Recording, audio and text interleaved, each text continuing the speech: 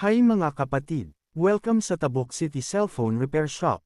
Ngayon, ipapakita ko sa inyo kung paano ayusin ang Redmi Note 9 na naghahang sa logo. Simple lang, kailangan lang palitan ang isang maliit na component, 100K resistor.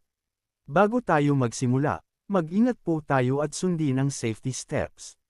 Kailangan, precision screwdriver set, plastic pry tools, hot air workstation o butane soldering iron, fine tip, flux, solder wick, tweezers, magnifier o microscope, multimeter, replacement 100K SMD resistor at ESD strap.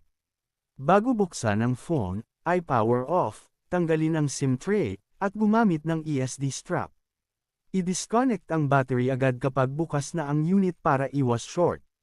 Kung hindi ka confident, ipagawa na lang sa technician. Unang hakbang, alisin ang back cover ng maingat gamit ang heat gun o hair dryer para i-soften ang glue. Gamit ang plastic pry tool, lift the back cover. Huwag gumamit ng metal para hindi magasgas ang glass. Hanapin ang battery connector at i-disconnect muna para walang power sa board habang nagwo-work tayo. Sa loob ng board, hanapin ang bahagi na naka-circled, maliit na SMD resistor na ipinapakita sa close-up. Sa ating reference image, ito ang 100K resistor na kailangan palitan. Optional, gamit ang multimeter sa continuity o resistance mode, sukatin muna ang resistor. Kung open o malayo sa 100K, kailangan talaga palitan. Maglagay ng konting flux sa paligid ng component. Gumamit ng hot air o fine soldering iron, at gradually heat hanggang maluwag ang solder. Gamit ang tweezers, i-lift out ang sirang resistor. Clean ang pads gamit ang solder wick at flux. Maglagay ng kaunting solder paste o flux sa pads.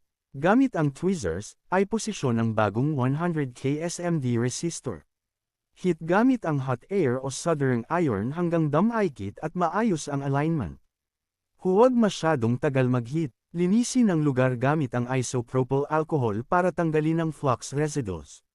I-reconnect ang battery connector. I-power on ang phone. Kung successful, dapat hindi na maghang sa logo at mag-boot ng normal. I-test ang iba pang functions, touch, camera, charging, signal. Kung hindi pa rin mag-boot, i-check ang iba pang nearby components. May pagkakataon na iba pang damaged parts ang sanhi. Maaari mag-trace ng power rails gamit ang multimeter o oscilloscope para makita kung may kulang na voltages. At yan ang pagpalit ng 100K resistor sa Redmi Note 9 para sa hang-on logo issue. Kung nagustuhan nyo, like, subscribe, at